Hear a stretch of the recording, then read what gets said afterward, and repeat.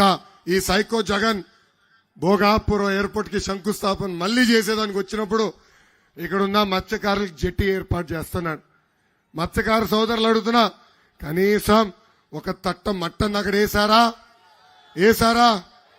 మత్స్యకార సోదరులు నేను హామీ ఇస్తున్నా, రెండు నెలల్లో తెలుగుదేశం జనసేన ప్రభుత్వం ఏర్పడుతుంది. మన ప్రభుత్వ అధికారులకు వచ్చిన మొదటి 2 సంవత్సరాలు జెట్టి ఏర్పాటు చేసే బాధ్యత నేను వ్యక్తిగతంగా తీసుకుంటా.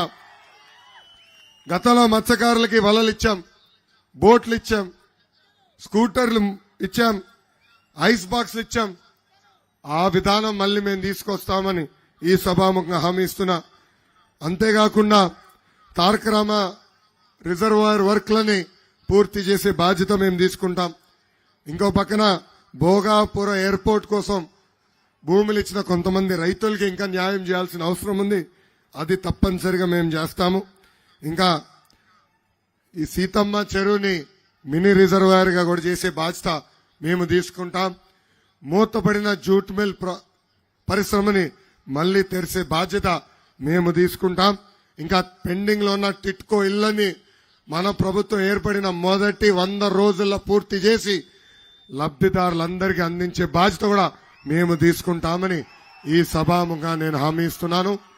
అంతేకాదు అనంతపూర్కి ఎట్లయితే కియా మోటార్స్ తీసుకొచ్చాము అదే విధంగా ఉత్తరాంధ్రకి పరిశ్రమలు తీసుకొచ్చి ఒక సెజ్ ఏర్పాటు చేసి స్థానికులకే పెద్ద ఎత్తున ఉద్యోగాలు కల్పించే బాధ్యత వ్యక్తిగతంగా నేను తీసుకుంటానని ఈ సభాముఖంగా హామీ ఇస్తున్నా. ఇవన్నీ సాధించాలంటే మీరేం చేయాలి? తెలుగుదేశం జనసేన పార్టీ కలిసి నిర్ణయించే అభ్యర్థిని భారీ మెజారిటీతో నెల్లిమర్ల నియోజకవర్గంలో గెలిపించాలి. అప్పుడే నేను ఇచ్చిన హామీలని నేను నిలబెట్టుకోగలుగుతానని ఈ సభాముఖంగా మీ అందరికి తెలుపుకుంటున్నా.